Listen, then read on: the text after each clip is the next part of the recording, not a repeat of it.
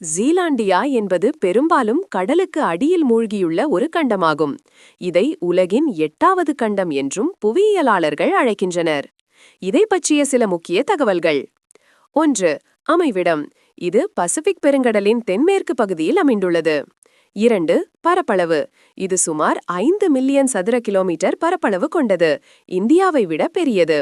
ஆனால் இதன் 94% பகுதி கடலுக்கு அடியிலேயே மூழ்கியுள்ளது. 3.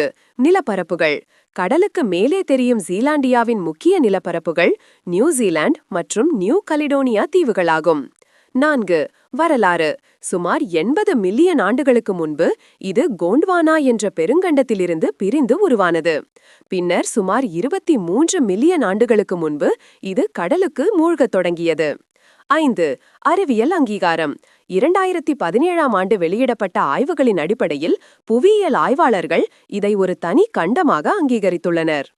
சுருக்கமாக சொன்னால், நியூசிலாந்து தீவு ஒரு தனி தீவு அல்ல, அது கடலுக்கு அடியில் இருக்கும் ஒரு பெரிய கண்டத்தின் ஜீலாண்டியா உச்சிப்பகுதியாகும்.